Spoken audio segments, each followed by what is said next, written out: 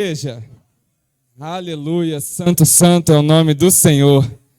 Cumprimenta esse irmão que está do seu lado aí, deseja a paz do Senhor ele, fala como é bom que você está aqui na casa de Deus, como é bom nós estarmos aqui, depois de um momento de louvor maravilhoso como esse.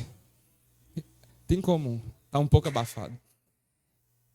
Então, irmãos, nesse momento nós acabamos de participar do momento de adoração através dos hinos, dos cânticos. Então vamos estar entrando agora no momento da palavra. Eu peço para que você se coloque de pé só mais uma vez para nós estarmos fazendo oração antes de começar esse momento. Estenda a sua mão em direção à minha vida. Peça para que o Senhor fale com você através de mim. Amém? Deus, meu Pai amado, nós estamos aqui, Pai, na Tua casa, depois de um momento de bênção, Senhor Deus, depois de um momento de adoração, que o Senhor nos deu a honra, o privilégio de estar presente aqui, meu Pai. Senhor Deus, que nesse segundo momento do culto, Senhor Deus, eu te peço, Pai, que o Senhor venha estar falando aos nossos corações, que o Senhor possa estar me usando apenas como um vaso, que eu diminua para que o Senhor cresça, que não venha sair nenhuma palavra da minha boca que não provém de Ti, meu Pai, mas que essas pessoas aqui possam ter a Tua palavra que o Senhor preparou para cada um de nós. Amém. Amém. Os irmãos podem se assentar. Vamos abrir a palavra do Senhor em Marcos, capítulo 5, versículo 21, amém?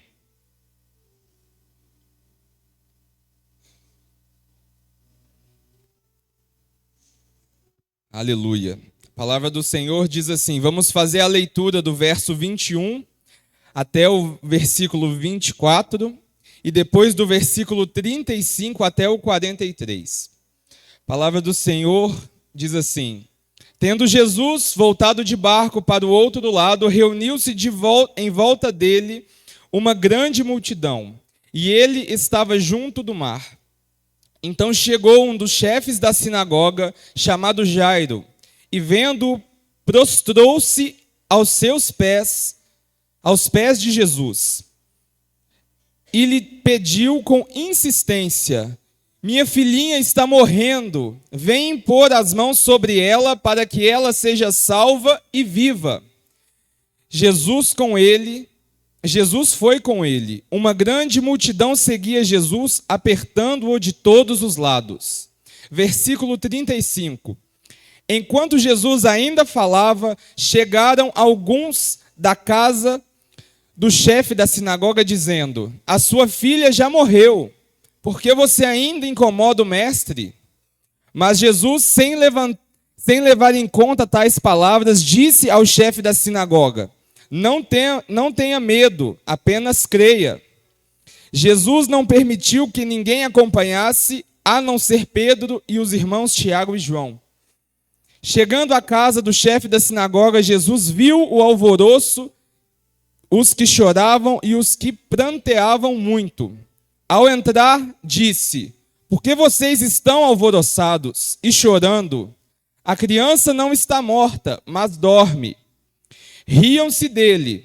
Mas Jesus, mandando que todos saíssem, levou consigo o pai e a mãe da criança, e os vieram com ele, e entrou aonde ela estava.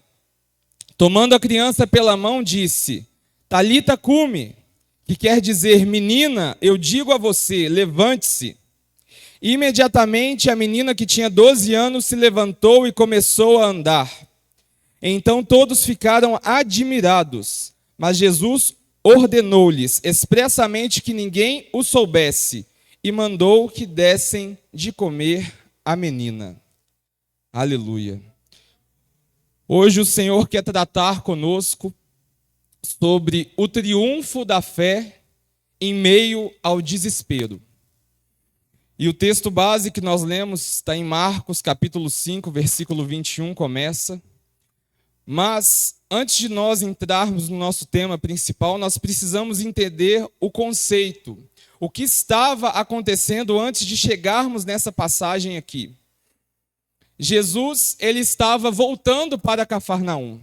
No capítulo 4 de Marcos, nos últimos versículos, é aquele episódio onde Jesus ele estava no barco, estava dormindo, E os discípulos estavam ali com ele, e de repente se levantou um vento forte, uma grande tempestade. Os discípulos tiveram medo e ele acalmou a tempestade. Ele fez, através de milagre, de maravilha, mostrou o seu poder e a sua autoridade sobre os fenômenos da natureza. No segundo momento, no capítulo 5, no início do capítulo 5, do versículo 1 até o 20, Jesus ele vai estar curando, ele vai estar libertando, aliás, um homem endemoniado. Ele estava voltando para a região de Cafarnaum, e ali perto daquela região havia uma passagem rochosa, que existia um cemitério ali. E um homem que estava possuído há muitos anos, sofrendo aquela possessão demoníaca, o texto vai relatar que ele se cortava com pedras, que nenhuma cadeia conseguia contê-lo, dominá-lo, ele quebrava as correntes. Então ele havia passado um bom tempo nesse sofrimento, nessa situação de possessão demoníaca. E Jesus vai estar libertando, expulsando os demônios dele, mandando ele ir até a casa dele e testemunhar a bondade que o Senhor havia feito na vida dele.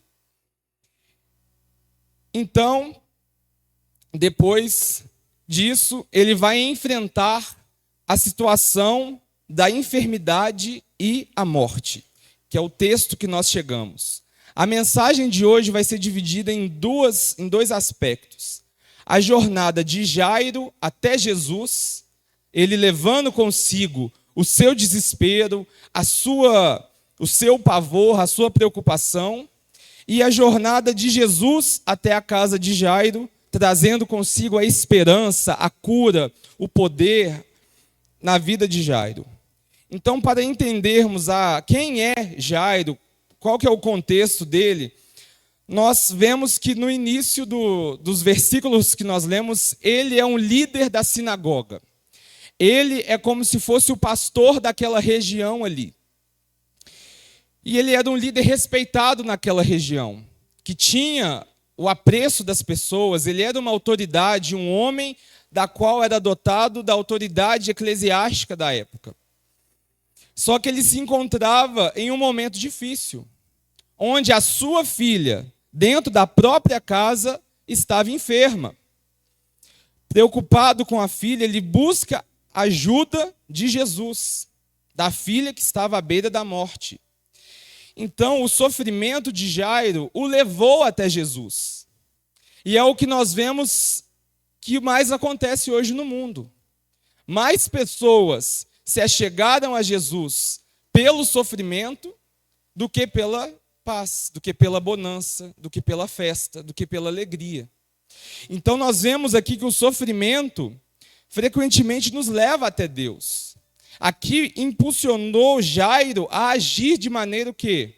De maneira urgente, de maneira rápida. E ele foi ao encontro de Jesus. Só, irmãos, que Jairo, o segundo aspecto da vida dele é que ele vai superar algumas barreiras para encontrar com Jesus. Quais barreiras são essas? A sua posição social. Jairo, ele era chefe da sinagoga, um líder religioso, né? E ele foi se encontrar com Jesus para que ele recebesse o milagre, mas ao mesmo tempo, em contrapartida, ele receberia oposição dos outros líderes daquela sinagoga. A oposição religiosa da época vinha com uma desconfiança com Jesus. Vinha armando planos para matar Jesus. Mas Jairo deixou tudo isso de lado. Ele não se importou mais com a sua posição, ele não se importou mais com as oposições que ele poderia sofrer, mas ele tomou o caminho e seguiu para se encontrar com Jesus.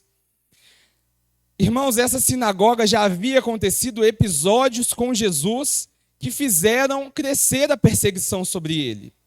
No versículo 2, vai estar falando, no capítulo 2, de Marcos, vai estar falando sobre o jovem que foi descido, né, da casa, eles destelharam a casa para curar aquele amigo, né? Aqueles amigos destelharam uma casa para estar levando a cura para aquele amigo, onde Jesus se encontrava em uma casa que havia uma grande multidão. Só que no momento em que Jesus ele vai fazer a cura daquele jovem, daquele amigo, ele fala dessa seguinte maneira: vá, que os seus pecados estão perdoados.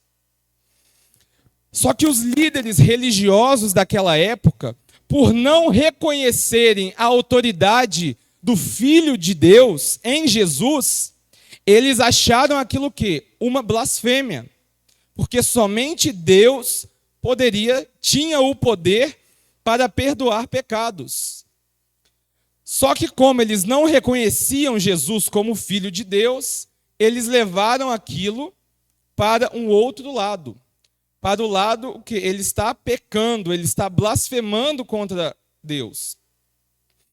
No segundo momento, naquela mesma sinagoga de Cafarnaum, Jesus está no meio daquela sinagoga, se não me engano é no capítulo 4 ou 3, que Jesus ele está na sinagoga num dia de sábado, onde o sábado ele era guardado, na cultura judaica ele era guardado ao Senhor. Então não se trabalhava, não se fazia nada, ficava só por conta de guardar para o Senhor. Só que Jesus se encontrava naquela sinagoga e tinha um homem com a mão ressequida, que estava precisando de uma cura. E os fariseus, eles já estavam ali esperando Jesus realizar a cura para o condenar, mais uma vez. Até que Jesus, ele questiona eles se eles iriam deixar uma pessoa morrer nos sábados. Se ele deveria deixar de curar aos sábados. Só porque era sábado. Eles sem resposta, eles não quiseram responder a Jesus. Jesus então vai ministrar a cura para aquele homem. Eu fico imaginando aquele homem como um visitante na igreja pela primeira vez. Ele com um problema na mão, imagino ele lá no canto, aquele visitante que não quer ser mencionado, que só quer entrar e ir embora na igreja. Até que então Jesus olha para ele e fala: você aí. E ele fala com ele: estenda a sua mão. Irmãos, na hora que ele estendeu a mão, ele foi curado. Jesus ministrou a cura àquele homem que estava com aquele problema em pleno sábado, o que levantou maior raiva nos fariseus. Eles se juntaram com os herodianos para tramar um plano contra Jesus. Os herodianos que outrora eram seus inimigos diretos. Mas aqui, depois que Jesus começou com esses atos de ataque, eles começaram um plano para tirar Jesus de cena. Jesus ele era visto como um perigo ao quê, irmãos? Vamos pensar ao contexto da época. O que Jesus estava ameaçando aqui nessa época? Ele estava somente fazendo a cura e pregando o verdadeiro evangelho. Jesus ele era uma ameaça para o sistema religioso. Jesus ele era uma ameaça para o sistema político da época. Nessa fase aqui, os fariseus tinham o domínio da palavra. Os entendedores ditavam o que era e o que não era certo. Os dogmas, os costumes, as tradições, os valores daquela época, eram eles que ditavam. Em concurso com o governo, que taxavam eles de impostos, que aprisionava eles em taxas altas, que tinham a segurança deles ali, Jesus foi uma grande ameaça. Mas para o povo, Jesus não trazia perigo. Ele estava unicamente pregando a verdade, o verdadeiro evangelho. Mas ele era uma ameaça ao sistema daquela época. Porque se eu chegasse para você, se eu fosse um fariseu, e você chegasse com um problema até mim, você ia fazer aquilo que eu riscasse para você fazer. Muitas das vezes não era o que era certo. Muitas das vezes era algo fora da presença, mas não tinha-se acesso igual nós temos hoje. Você tem a versão da Bíblia, mais de 15 versões, em 1000 e tantos idiomas. Então não tinha essa castidade. O povo, ele era levado pelos fariseus onde eles queriam. E Jesus veio para ameaçar esse sistema. Jesus, na porta do templo, se irou, jogou tudo para cima, porque o sistema se revoltou com o sistema religioso daquela época. Então, irmãos, diante desse contexto de armação, de um possível levante contra Jesus, a posição de Jairo era uma posição muito delicada. Jairo estava correndo um risco muito grande. Ele, líder da sinagoga, indo até Jesus e prostrando-se sobre ele, reconhecendo o seu poder, isso é algo que ia gerar oposição para ele. Mas ele não se importou com isso. Ele foi. O nosso terceiro aspecto da vida de Jairo é a humildade e a perseverança na abordagem que ele teve a Jesus. Jairo, ele chega e se prostra aos pés de Jesus. Ele não queria saber se o sistema estava contra ele, se as autoridades estavam contra ele, se ele ia ficar mal falado na sinagoga, se não ia. Ele simplesmente chegou e prostrou o rosto ao chão, e a palavra vai dizer que, insistentemente, ele insistiu continuamente, demonstrando uma fé inabalável. Ele chega, a palavra vai relatar que ele pediu com insistência, insistentemente. O que é isso? Ele chegou para Jesus: a minha filha está morrendo, venha até a minha casa, impõe as suas mãos sobre ela e ela será salva e viverá. Jesus, por favor, venha até a minha casa, a minha filha está com enfermidade, venha até a minha casa, põe a sua mão sobre ela. Jesus, venha até a minha casa. Então, insistentemente e com fé. Um passo para nós triunfarmos sobre o nosso desespero é a fé. Perceba que na fala de Jairo, ele não abre espaço para dúvida. Na fala de Jairo, não há espaço para dúvida. Ele não chega até Jesus, se prostra e fala: Jesus, vá até a minha casa e talvez a minha filha vai ser curada. Jesus, vá até a minha casa e possivelmente a minha filha vai ser salva. Não, olha o que ele fala: Jesus, vem até a minha casa, minha filhinha está à morte. Põe as mãos sobre ela para que ela seja salva e viverá. Incisivo, irmãos. É assim que nós temos que agir quando nós nos achegamos diante de Jesus desesperados. No auge do nosso desespero, nós temos que ser humildes, nos prostrar aos pés de Jesus e ter fé daquilo que ele vai fazer.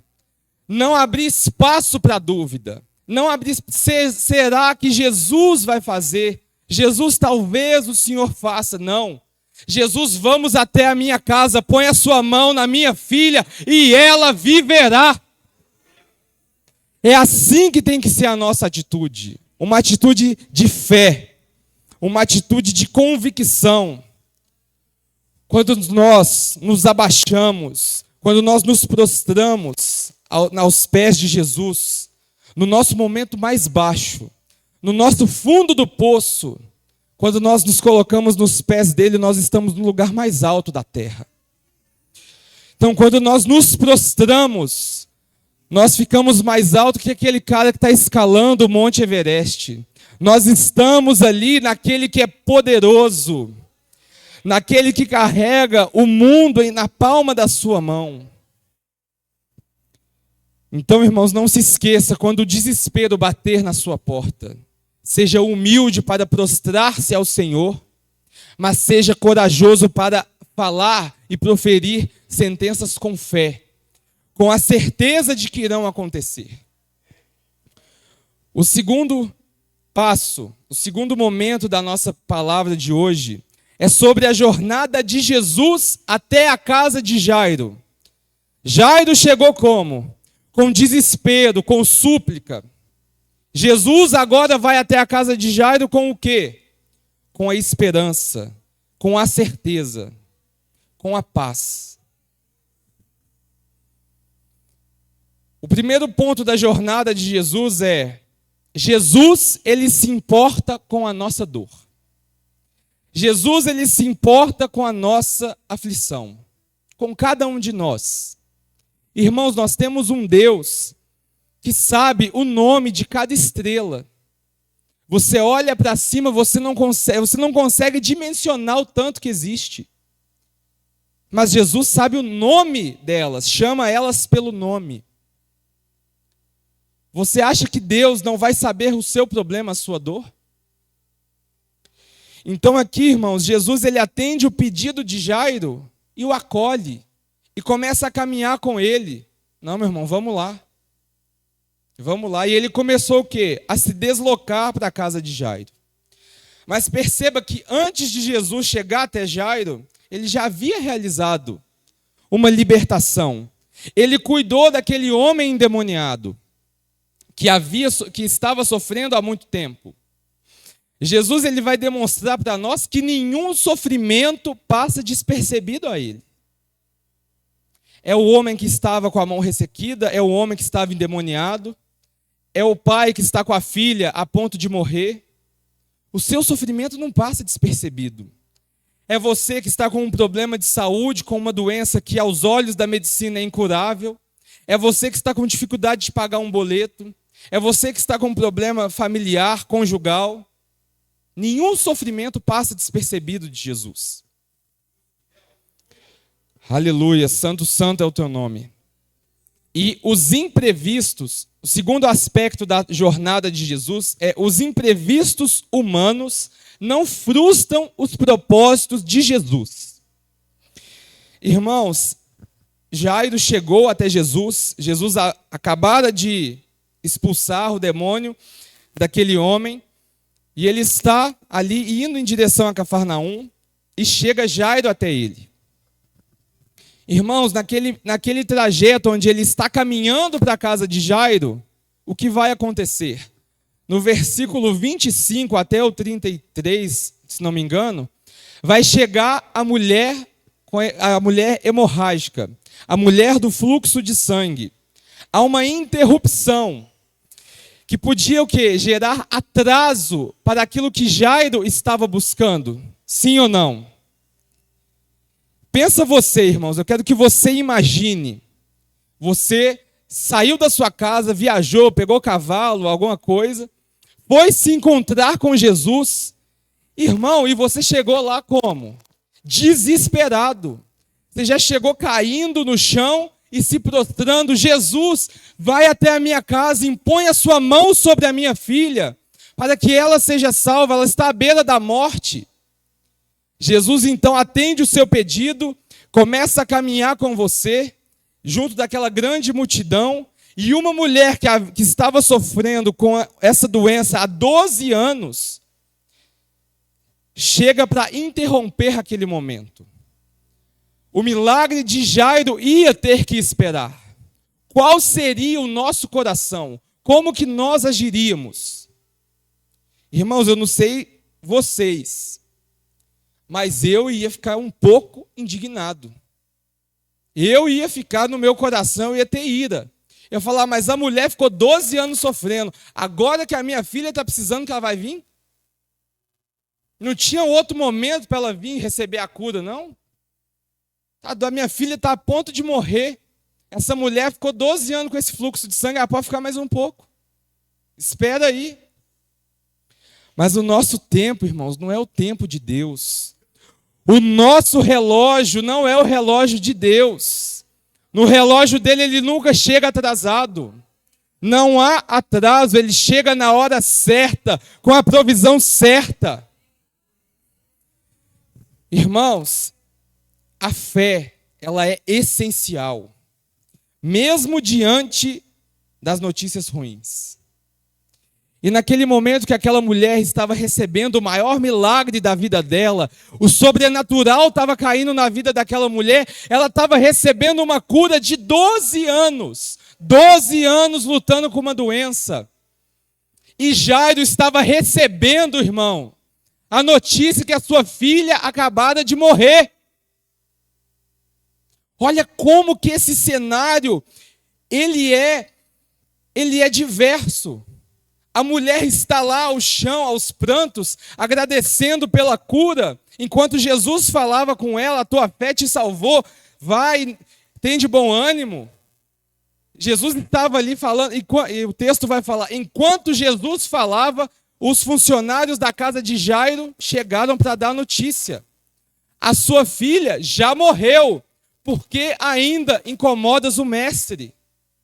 Olha isso, irmãos, olha que cena. Imagina você precisando de uma cura, de uma salvação. Alguém da sua casa, você acabou de receber a notícia, o seu pai faleceu. Seu irmão, seu filho faleceu. E você olha para o lado e tem um irmão recebendo a cura de um câncer. E tem um irmão recebendo a cura de um AVC. Como que ia estar o nosso coração, irmãos? Se coloca na posição de Jairo. Ele ia estar olhando aquilo ali, mas como? Eu fui atrás de Jesus, o único que podia fazer alguma coisa. Mas essa mulher acabou com o meu milagre. Se não fosse ela, eu tinha recebido. Mas, irmãos, antes mesmo que pudesse ser tomado qualquer atitude, antes que pudesse ser feito qualquer ato de desânimo ali, Jesus vai dizer assim, versículo 35, enquanto Jesus falava, chegaram alguns da casa do chefe da sinagoga dizendo: sua filha já morreu, por que ainda incomodas o mestre? Versículo 36, vamos ler juntos? Amém. E Jesus, tendo ouvido estas palavras, ao principal da sinagoga: não temas, crê somente. Vamos repetir essa última. Não temas, crê somente. Aleluia. Então, irmãos, Jesus está falando para você aí nessa noite.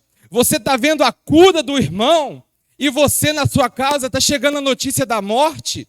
Não temas, crê somente. A menina não morreu, ela dorme. Aleluia, Jesus, para a tua honra e glória. Então, irmãos, mesmo diante de uma situação difícil, um cenário de morte, de doença, Jesus não deixa a fé de Jairo ser abalada. Antes que eles pudessem... Jesus, olha só, vamos imaginar a cena. Jesus estava falando com a mulher, quando Jesus ouviu que os funcionários de Jairo estavam dizendo. E antes que pudesse ser feito qualquer outra coisa, não temas. Ele vira para Jairo e fala: não temas, crê somente. A menina dorme, ela não morreu. Então assim é para você, meu irmão. Jesus, ele está atendendo outra pessoa no momento, mas quando ele vê a notícia ruim chegando até você, ele vai parar e vai olhar para você e vai dizer: não temas, crê somente. A fé, ela é essencial diante das más notícias. A fé, ela precede o milagre. A fé, ela vem por ouvir e ouvir a palavra de Deus. Então nós não temos fé depois que acontece o milagre. Nós não temos fé depois que nós recebemos a bênção. Nós temos a fé por ouvir e ouvir a palavra de Deus. Então, irmãos, aqui Jesus fortaleceu a fé de Jairo. Disse o quê? Não temas. Aleluia. E o nosso quarto ponto: a morte não é o fim diante de Jesus. Jesus entra na casa de Jairo e afasta os incrédulos e as autoridades. Muito importante isso daqui, irmãos. Tem momentos na nossa vida que nós vamos estar no fundo do poço, com problema em casa, dificuldades. E vai ter pessoas na nossa casa que não são para estar lá, que são abutres, que são urubus em cima da carniça, que adoram ver uma desgraça, que estão ali, porque o texto vai falar que eles estavam berrando, chorando, pranteavam, estavam em prantos. Mas não é porque está em pranto que tem que estar lá não, irmão. Cuidado com o choro falso. Cuidado com o pranto falso de algumas pessoas. Muitas pessoas não querem o seu bem. O que Jesus faz? Cheguei. A resposta chegou. Quem precisa estar aqui, está aqui. Quem não precisa, sai. Jesus manda todos saírem. Fica o pai, a mãe e os 2 discípulos que ele estava ali, que estavam andando com ele. Assim é na sua vida, meu irmão. Você está passando por um momento de luta, de tragédia, disso e daquilo. Jesus chegou na casa, por que todo esse alvoroço? Por que todo esse choro aqui?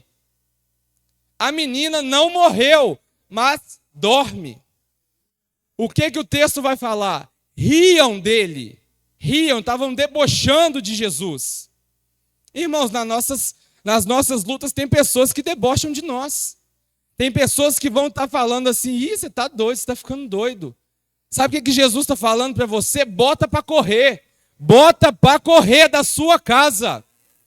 Se não acredita no poder que há no sangue de Jesus e nas promessas dele, tira da tua casa.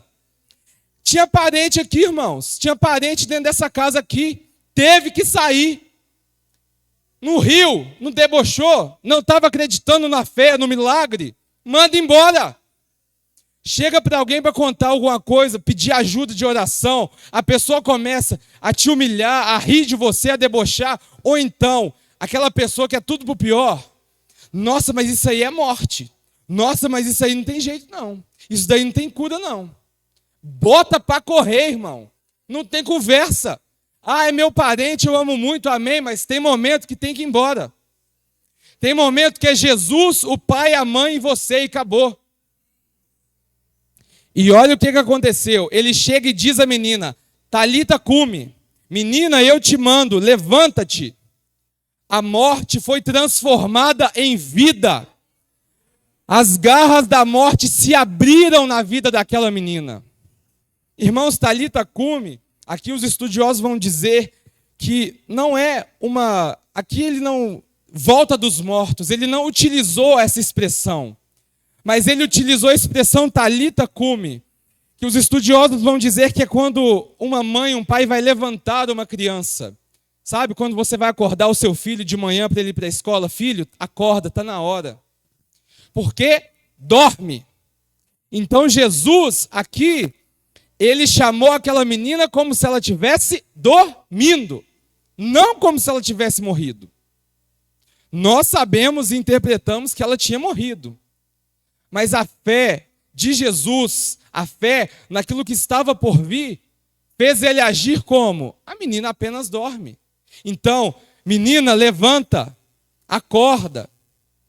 E assim tem que ser na nossa vida, irmãos. Às vezes nós vamos precisar chegar num leito de morte, em uma cama de hospital, dizer assim, Senhor, ressuscita. Não é ressuscita, irmão. É levanta, desperta. Nós temos essa fé, irmãos. Nós temos essa fé. Quem aqui tem fé? Para ir lá no leito de hospital agora, uma pessoa que acabou de falecer, e falar assim, levanta, em nome de Jesus. E essa pessoa levantar. Olha o poder de Jesus. Jesus vai reviver aquela menina.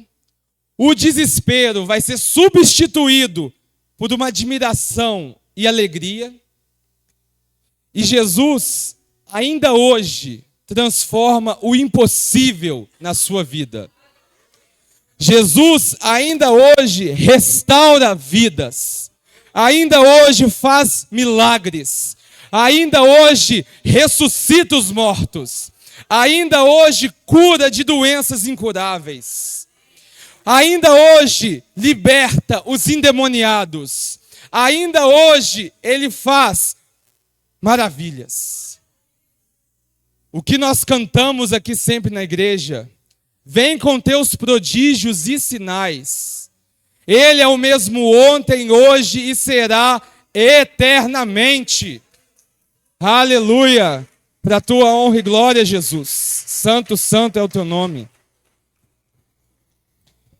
Então, irmãos, nós passamos pela trajetória de Jairo, pela jornada de Jesus. E agora eu quero dizer para você, nesses momentos finais, aplicações práticas para a sua vida. Primeiro, leve Jesus para o seu desespero. Ele é a pessoa mais importante da sua vida. Ele é aquele que não há situação impossível. Ele é aquele que chegou na casa, está todo mundo ao pranto. Que chororô é esse? Que escândalo é esse? A menina só dorme.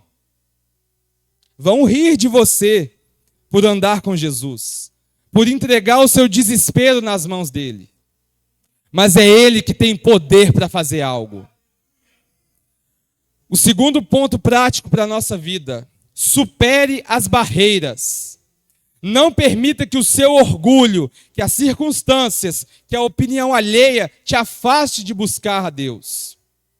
Jairo, um líder religioso daquela sinagoga, uma sinagoga que momentos antes acabara de se levantar contra Jesus, que estavam bolando um plano junto com seus inimigos para matar Jesus. Jairo não se preocupou com isso. Quantos de nós temos essa integridade moral? Quantos de nós temos essa coragem no Espírito Santo? Se o seu chefe, ele questionar você, de você estar ouvindo um louvor, de você estar chorando no seu escritório, lá na sua sala, por Jesus, quantos de nós que vamos ter a firmeza de não ligar para essa perseguição, de não ligar para esse afronte e sermos fiéis a Jesus? De no nosso desespero, nos enchermos de lágrimas aos pés de Jesus, em vez de buscar autoridades, médicos, ajudinhas. Então, irmãos, supere as barreiras, deixe teu orgulho de lado, vá conversar com o seu pastor, com a sua pastora, vai pedir ajuda. Não esqueça de superar as suas barreiras. Terceiro, tenha uma fé perseverante. Creia que Jesus, ele pode transformar a sua situação, mesmo quando tudo parece perdido. A fala de Jairo para Jesus é: vamos lá em casa que o Senhor vai pôr a mão na minha filha e ela vai ser salva e viverá. Não abriu espaço para dúvida, irmão. Quando você for chegar desesperado para o Senhor, chega: Senhor, visita a minha casa, cura o meu filho e ele vai ser salvo e ele viverá. Não é: Senhor, talvez o meu filho possa ser curado. Talvez. Não, irmão, não abre espaço para dúvida. Até quando você for pedir oração: irmãos, ora aí para o meu filho porque ele vai ser salvo e viverá. Quarto, confie no tempo de Deus. Ele não chega atrasado, irmão. Ele tem todo o controle do mundo.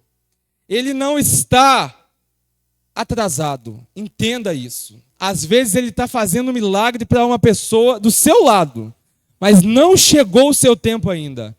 Mas isso não faz Jesus estar atrasado. Ele tem um tempo dele, perfeito, certo para nós. Jesus não anda atrasado. Confie no tempo de Deus. Se ele prometeu, ele é fiel para cumprir. Amém? E o nosso quinto e último ponto da aplicação prática para a sua vida: lembre-se do poder de Jesus. Ele continua curando, ele continua restaurando, ele continua trazendo a vida, ele continua libertando, ele continua fazendo tudo o que ele fez na terra. Tudo. Jesus é o mesmo, irmão, o mesmo da multiplicação dos pães e peixes, que vai trazer provisão para a sua casa. Ele é o mesmo que cura os enfermos, os paralíticos, as doenças incuráveis, a lepra, que vai curar aqueles da sua família que tiver com enfermidade. Ele é o mesmo hoje e será eternamente. Aleluia! Irmãos, então nesse momento final, eu gostaria de orar para você que está enfrentando uma situação de desespero, que está pedindo a presença de Jesus para trazer uma cura, uma restauração, uma libertação, uma esperança. Eu não sei a forma que você chegou aqui nessa noite. Eu não sei. Mas você tem um Deus que sabe o seu nome completo. Você tem um Deus que, quando você se posicionou, escreveu o teu nome no livro da vida. Que tirou o seu nome do inferno. Você tem um Deus que colocou o seu nome no céu, que se importa com você.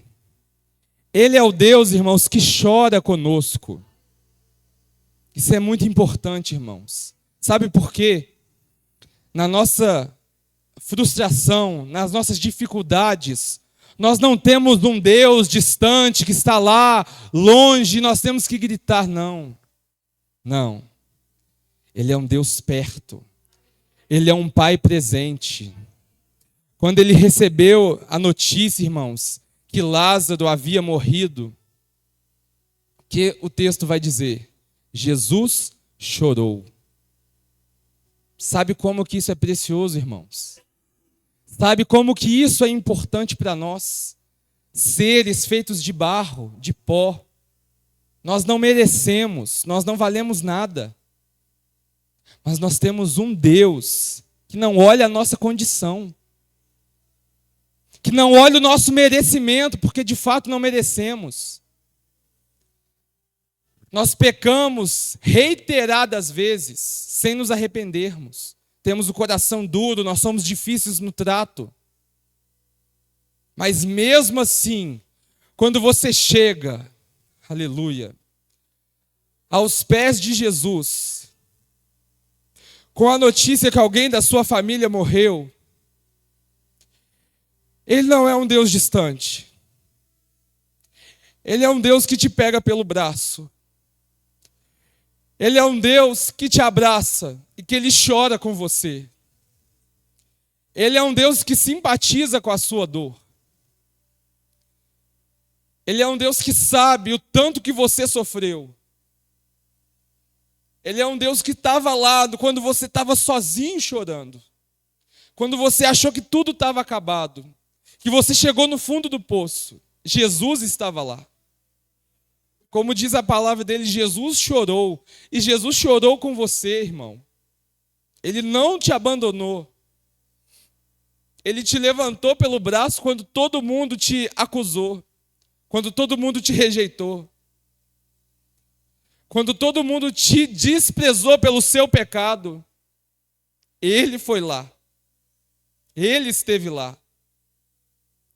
Quando você estava sujo, quando ninguém quis pegar na sua mão, Jesus estava lá. Jesus tomou a sua mão. Jesus o tomou pela mão e falou: levanta que você está vivo. Levanta que você tem história. Levanta que eu vou fazer algo na sua vida. Levanta que eu estou contigo, eu estou chorando contigo. Esse mal não é para a morte. Se levanta.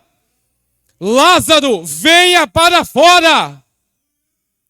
Jesus chegou na sua vida para abalar suas estruturas. Ele não importou a condição a qual você se encontrava, mas Ele quer melhorar a sua condição. Ele quer te colocar nos lugares altos. Ele quer transformar a sua vida, a sua família. Ele é aquele que se importa conosco, irmãos.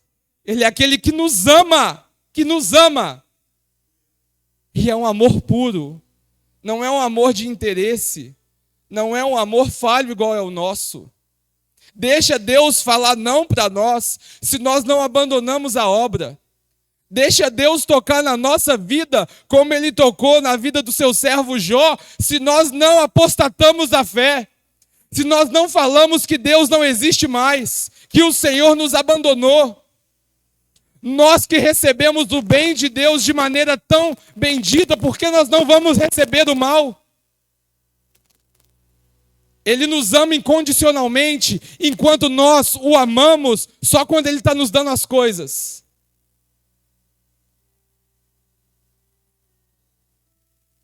Alinha o seu coração com um amor verdadeiro por Jesus. Deus me deu, Deus tomou, bendito seja o nome do Senhor. Tenha um amor verdadeiro. Irmãos, nem sempre nós vamos receber o sim do Senhor. Às vezes nós vamos receber uma morte. Às vezes o Senhor não vai salvar um familiar nosso. Mas mesmo assim, bendito seja o nome do Senhor. Porque, irmãos, aqueles que dormem no Senhor, aqueles que deixam esse mundo na presença do Senhor, estão só dormindo.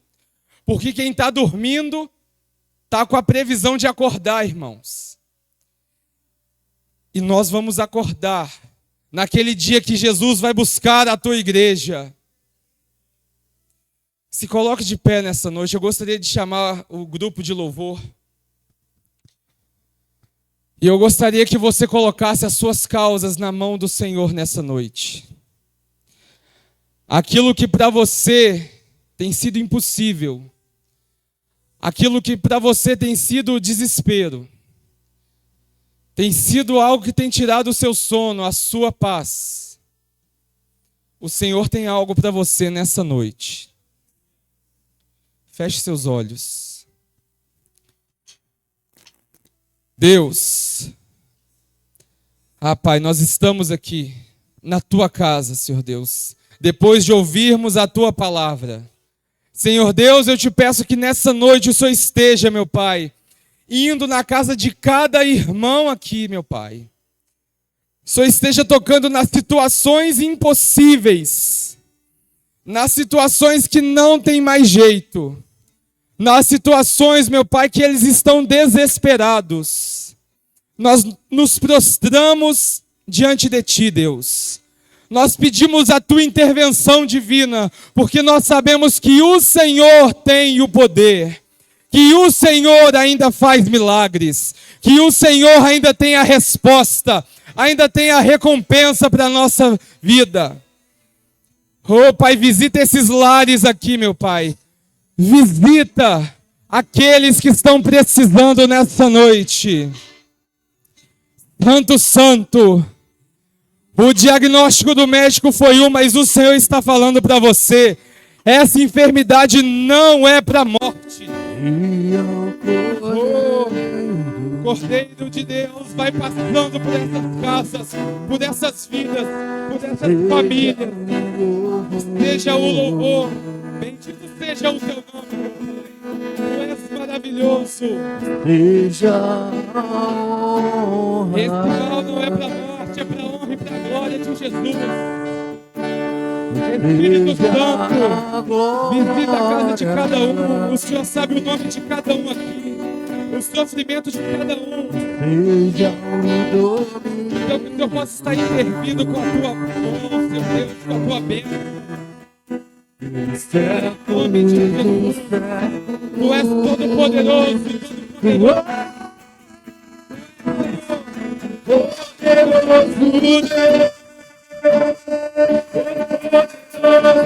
Todo grandioso,